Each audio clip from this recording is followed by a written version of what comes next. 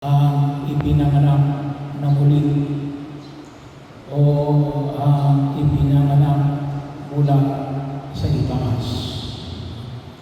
So, bahagi ho na yung ating Ebanghelyo ay karugtong ng ipinanganak natin kahapon.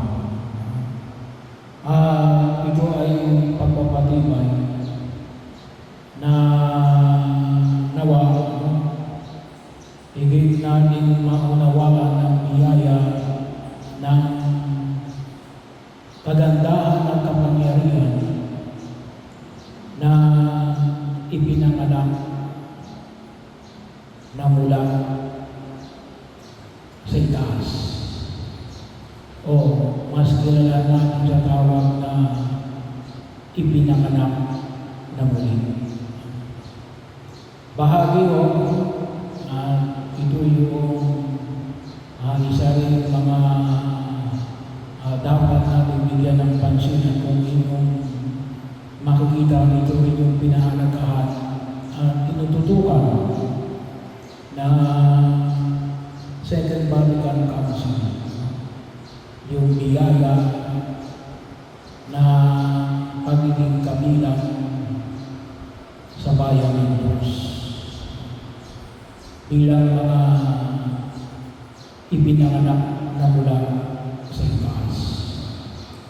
At ang isang binibigyan ko dito ng dilim ay yung maaaring ilang beses yung narinig, pero pinakailangan mo kasi bigyan natin ng paglilinaw, patuloy na paglilinaw.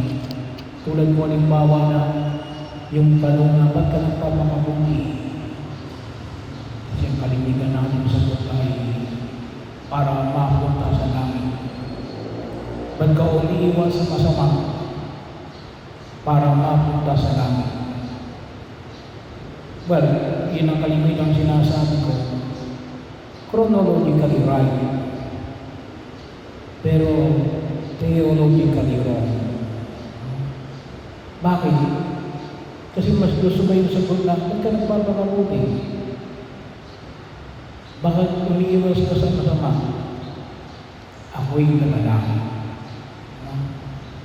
Tayong ipinanganak na muli.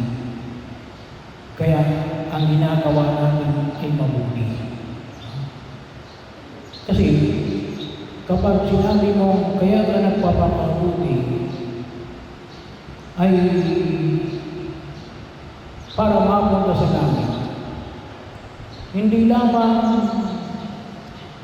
ipinamamanig mo na kaya ka napunta sa langit ay gawa ng gawa mo. No? Ngunit higit sila ay yun din ay nagpapahayag natin. You still do not belong. Hindi ka makabahagi ng mga isinilang na muli. Kasi bakit? Pupunta ka pa lang doon eh. Pagkamatugla pa tayo doon. Yung belongingness natin sa pagkakari ng Diyos ay hindi sapagkat gumawa ka ng mabuti. Hindi sapagkat umiwas ka sa masama. Ngunit bakit alin? Gawa ng binyag. Kaya ka napabilang sa pinagkaharian ng Diyos. Yung paggawa mo ng mabuti, ang pag-iwas mo sa masama ay alin? Confirmation. Pagkatalaga na kaya ka gumagawa ng mabuti. Kasi ikaw yun. Ano ikaw? Tagalangin ka. Pagka umiwas sa masama, tagalangin ka. So, ibig sabihin, ano yung nauna? Yung pagiging tagalangin. Kasi kapag sinabi mo, ba't ka nagpapakabuti para mapunta sa langit, ano yung mauna? Yung paggawa ng mabuti. Kaya kalaman ka ng tagalangin. Hindi.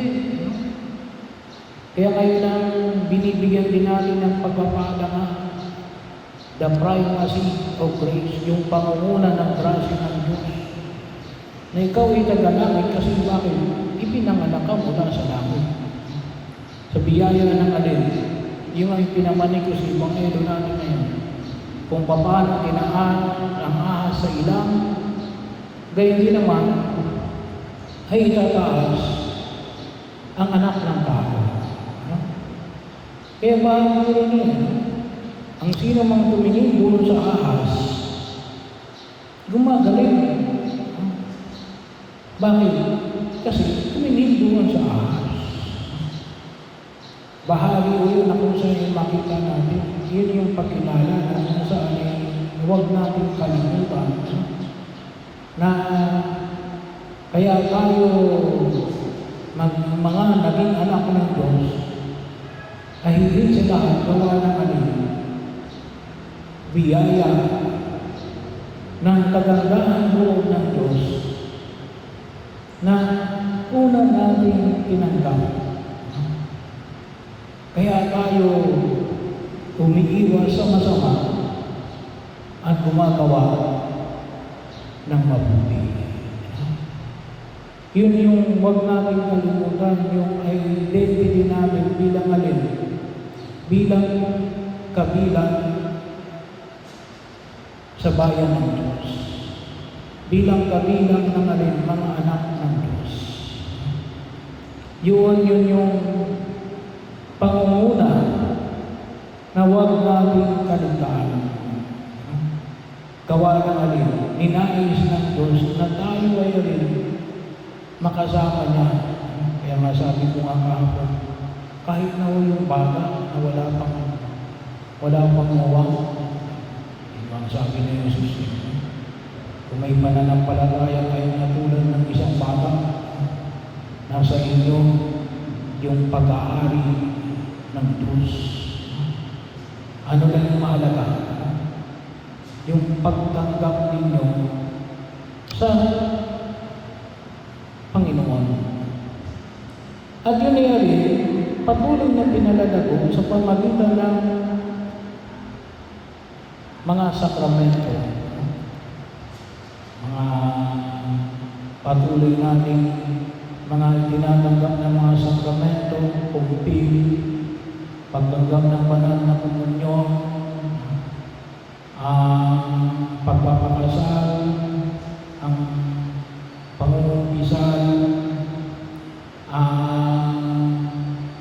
kung mga taong papasok sa buhay, may asawa o papasok sa buhay, pagpapari, at yung pagkapahin ng langis. Yun yung nagpapatibay. Kasama na rin yung alin. Kasama na rin yung pagkapahalaga ng pag-awang gawa. Bakit? Gawa ng pag-ibig sa Diyos at pag-ibig sa kapwa. Pero yun ang huwag natin kalimutan.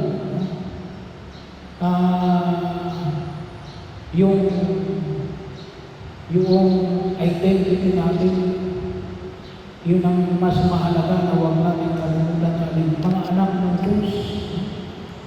Kaya yung pagkilos natin, doon natin iaalay.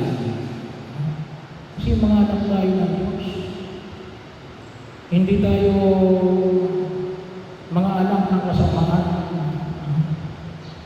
Tayo ay anak ng Diyos.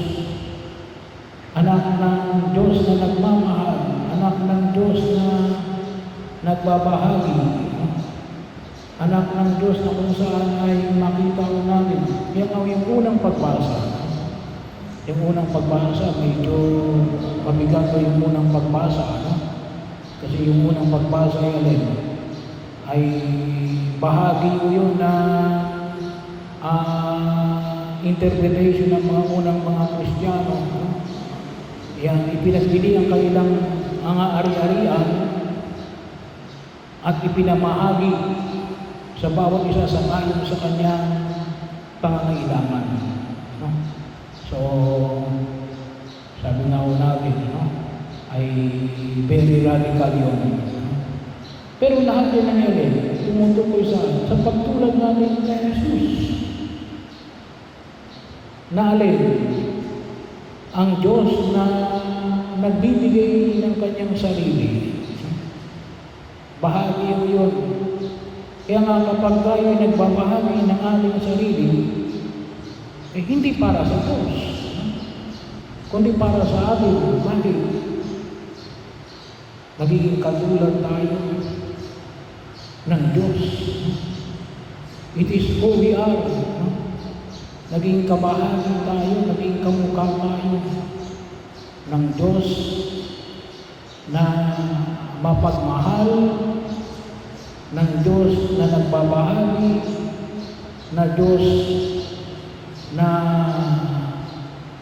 umiiwas sa anumang uri ng pagkakasala at nagbibigay ng kanyang sarili. Tulad na krus na itinaas, yung ahas na itinaas para alin? Magbigay ng kaligtasan. At sino yung unang naliligtas? Kasi tayo, sabi nga natin, we are redeemed.